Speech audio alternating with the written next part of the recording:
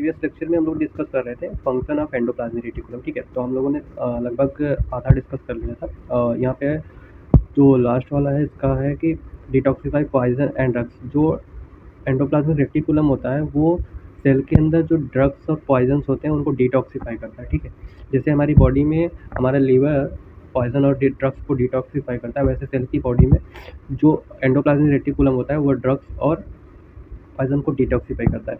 अब अगला cell organelles है गाल्जी अपैरेटस या गाल्जी बॉडी। तो जो गाल्जी अपैरेटस होता है या फिर जो गोल्जी बॉडी होता है, ठीक है, ये सबसे पहले डिस्क्राइब किया था किसने? कैमिलो गाल्जी ने।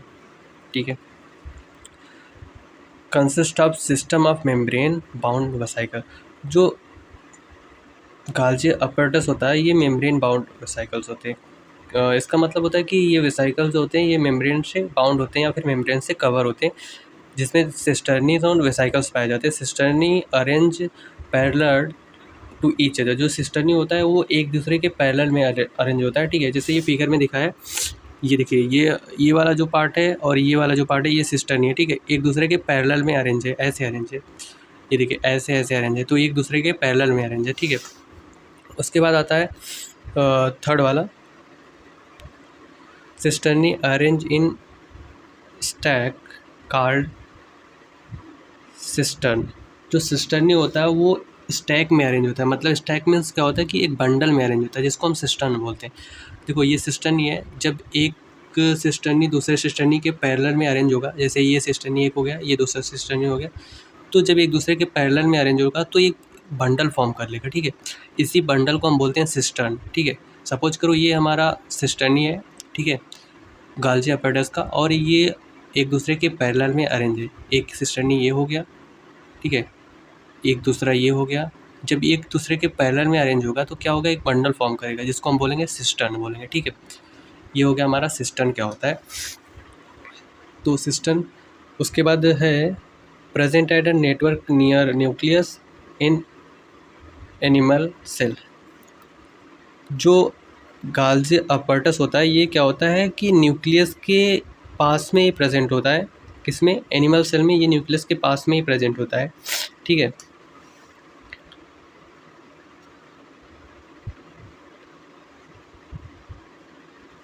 और क्या होता है कि ये प्रेजेंट है फ्रीली डिस्ट्रीब्यूटेड। तो प्लांट सेल में क्या होता है कि ये फ्रीली डिस्ट्रीब्यूटेड होता है प्लांट सेल में, जिसको हम बोलते हैं डिक्टियोसोम बोलते हैं। ठीक है, एनिमल सेल में तो कहाँ पे प्रेजेंट होगा? न्यूक्लियस के नियर में। और जब प्लांट सेल में क्या होगा कि ये फ्रीली डिस्ट्रीब्यूटेड होता है पूरे सेल में, तो उसको बोलते हैं डिक्टियोसोम बोलते हैं। ठीक है, ये होता है हमारा सिस्टर्नी। उसके बाद इट हैज़ टू फेज, इसके पास दो फेज़ होता है, जिसमें से एक है सिस फेज़ है और दूसरा है ट्रांस फेज। सिस फेज क्या है? सिस फेज वो फेज होता है ना जो न्यूक्लियस से जुड़ा होता है, मतलब कि न्यूक्लियस की तरफ होता है। और ट्रांस फेज वो होता है जो प्लाज्मा मेम्ब्रेन की तरफ होता है। सपोज करो अभी मैं यहाँ पे फिगर बना रहा हूँ छोटा सा, जैसे कि बस आपको समझाने के लिए। ये हमने फिगर बनाया, अब ये हमारा न्यूक्लियस है। ठीक है, तो अगर यहाँ पे गाल्जी अपैरेटस है, सपोज करो ये मैं गाल्जी अपैरेटस बना रहा हूँ, भी जैसा भी बन रहा है, तो ये वाला जो फेज़ है जो न्यूक्लियस के साइड है, ये वाला जो इसका फेज़ है, इसको बोलेंगे हम सिस फेज़ क्योंकि ये न्यूक्लियस के साइड है, और इसको बोलेंगे हम ट्रांस फेज़ क्योंकि ये प्लाज्मा मेम्ब्रेन की साइड है या सेल मेम्ब्रेन की साइड है। ठीक है, तो यहाँ पे यही बताया गया कि सिस फेज़ टूवर्ड न्यूक्लियस, जो सिस फेज़ होता है वो न्यूक्लियस के साइड में होता है, और ट्रांस फेज़ कहाँ होता है? प्लाज्मा मेम्ब्रेन की साइड। तो ये हो गया हमारा सिस फेज़ और ये हमारा हो गया ट्रांस फेज़। ठीक है, ये होता है हमारा गाल्जी अपैरेटस। और इसके फंक्शन देख लेते हैं। ठीक है, ये फंक्शन क्या करता है? स्टोर करने का काम करता है, मॉडिफिकेशन का काम करता है, और जो प्रोडक्ट बनेंगे उनके पैकेजिंग का काम करता है। ठीक है, मतलब कि सेल के अंदर जो प्रोडक्ट बनतेंगे उनके स्टोर और मॉडिफिकेशन और पैकेजिंग का पूरा काम कौन करता है? गाल्जी अपैरेटस करता है। ठीक है, और क्या करता है? सिंपल शुगर को कॉम्प्लेक्स शुगर में कन्वर्ट करता है। ठीक है, ये हो गया दूसरा काम। और तीसरा काम क्या होता है कि जो गाल्जी अपैरेटस होता है वो लाइसोसोम के फॉर्मेशन में इन्वॉल्व होता है, मतलब कि लाइसोसोम के फॉर्मेशन में हेल्प करता है। जो गाल्जी अपैरेटस होता है वो क्या करता है? लाइसोसोम के फॉर्मेशन में हेल्प करता है। ठीक है, अभी हमारा नेक्स्ट हमारा सेल ऑर्गेनल जो है वो है लाइसोसोम। लाइसोसोम को हम देख लेते हैं। लाइसोसोम में पहले कैरेक्टरिस्टिक है membrane bound organelles. Membrane bound organelles का मतलब क्या होता है? अभी मैं प्रीवियस लेक्चर में आपको डिस्कस किया था आपके साथ कि मेम्ब्रेन बाउंड ऑर्गेनेल्स ऐसे ऑर्गेनेल्स होते हैं जो चारों तरफ से या फिर मेम्ब्रेन से कवर होते हैं, ठीक है। ऐसे ऑर्गेनेल्स जो मेम्ब्रेन से चारों तरफ से कवर होते हैं उसी को मेम्ब्रेन बाउंड ऑर्गेनेल्स बोलते हैं, ठीक है। उसके बाद ये जो है हमारा क्या, जो लाइसोसोम है ये स्फेरिकल होता है, ठीक है, और सैक लाइक स्ट्रक्चर होता है। Sac means bag like structure होता है जिसमें किसी चीज़ को आप कैप्चर करके रख सकते हैं, पकड़ के रख सकते हैं, या फिर किसी चीज़ को अंदर रख सकते हैं, ठीक है। ये किससे फिल्ड होता है? जाहिर सी बात है अगर बैग लाइक स्ट्रक्चर है तो उसमें कुछ ना कुछ तो सब्सटेंस भरा होगा, ठीक है। तो इसमें थर्ड है फिल्ड विद डाइजेस्टिव एंजाइम, ठीक है। ये क्या होता है कि डाइजेस्टिव एंजाइम से फिल होता है जो हमारा लाइसोसोम होता है। ये एंजाइम कहाँ पे बनता है? एंडोप्लाज्मिक रेटिकुलम में बनता है, ठीक है। Enzyme are made by endoplasmic reticulum. अभी हम प्रीवियस लेक्चर में क्या डिस्कस कर रहे थे कि जो हमारा प्रोटीन होता है, जैसे मैं अभी आपको दिखाता हूँ कहाँ पे है, एक minute.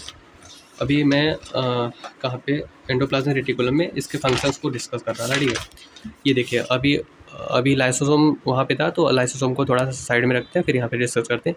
Rough endoplasmic reticulum help in the protein synthesis, ठीक है। Smooth endoplasmic reticulum manufacture fat molecules, ठीक है। ये दो आप याद रखेंगे। उसके बाद ये देखिए, protein and lipids act as a hormone and enzyme, ठीक है।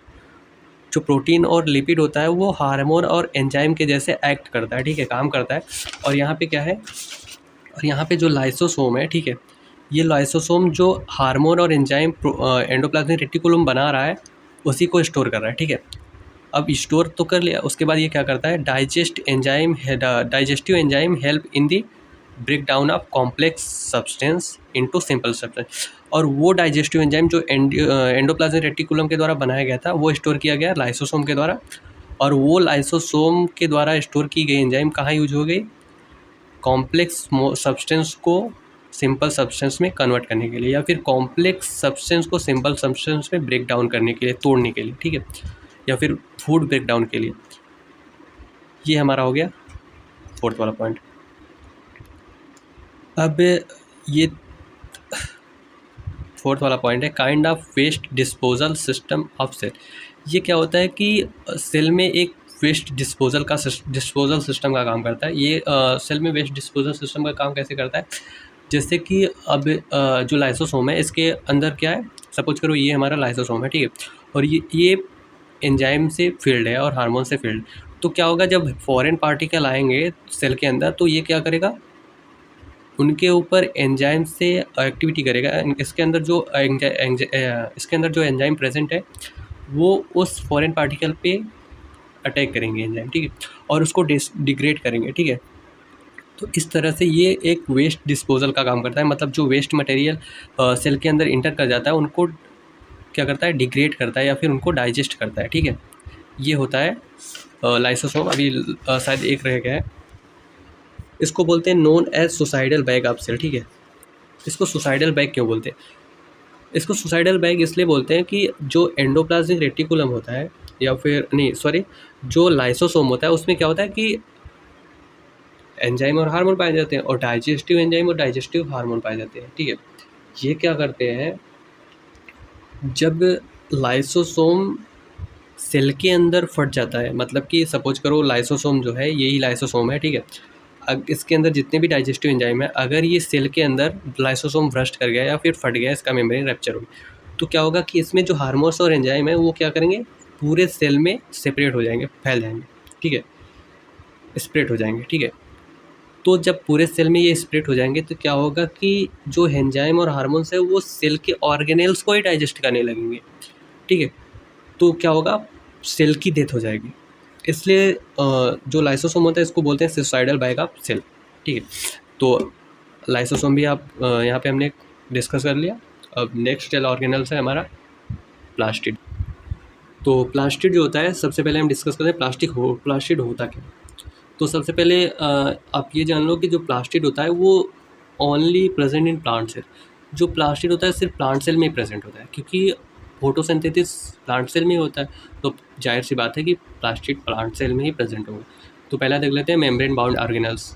वही है कॉमन सब में, मेम्ब्रेन से कवर होते हैं ये organelles. It occurs in most plant cell, ये प्लांट सेल में पाए जाते हैं, ठीक है। एब्सेंट इन एनिमल सेल, जाहिर सी बात है एनिमल में अगर फोटोसिंथेसिस नहीं होगा तो उसमें प्लास्टिड नहीं पाया जाता, या फिर प्लास्टिड नहीं पाया जाता इसलिए फोटोसिंथेसिस नहीं होता। And fourth is plastid have own DNA and ribosome, ये इंपॉर्टेंट पॉइंट है, ठीक है। प्लास्टिड के अंदर उसका खुद का डीएनए और खुद का राइबोसोम होता है, ये आप याद रखिएगा। दीज आर टू टाइप्स, जो प्लास्टिड होते हैं ये दो टाइप्स के होते हैं, ठीक है। पहला है क्रोमोप्लास्ट, इसको बोलते हैं कलर्ड प्लास्टिड, ठीक है। यही होता है रिस्पॉन्सिबल कलर के लिए, ठीक है।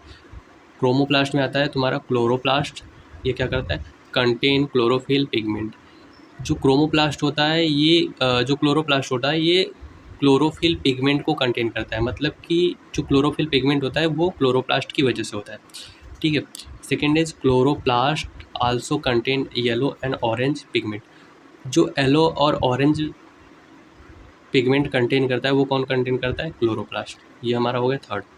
किसी भी प्लांट में अगर येलो और ऑरेंज पिगमेंट है या फिर कलर है तो किसकी वजह से है, वो है क्लोरोप्लास्ट की वजह से। And the second is leucoplast. Leucoplast क्या होता है, ये कलरलेस होता है। इसमें देखो पहले लिखा है leucoplast white and colourless plastid. जो ल्यूकोप्लास्ट होता है ना, वाइट होता है या फिर कलरलेस प्लास्टिड होता है। ये क्या होता है, प्राइमरी ऑर्गेनेल्स में पाए जाते हैं या फिर प्राइमरी ऑर्गेनेल्स होते हैं, ठीक है। ये क्या करता है, स्टोर करता है स्टार्च को, ऑयल्स को एंड प्रोटीन ग्रेन्यूल्स को, ठीक है। ये मेन फंक्शन होता है ल्यूकोप्लास्ट का।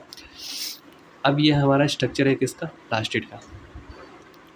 तो ये क्या है, स्ट्रोमा लैमेली। ये क्या कर रहा है, थैलाकॉइड को कनेक्ट कर रहा है, एक थैलाकॉइड को दूसरे थैलाकॉइड से कनेक्ट कर रहा है, ठीक है।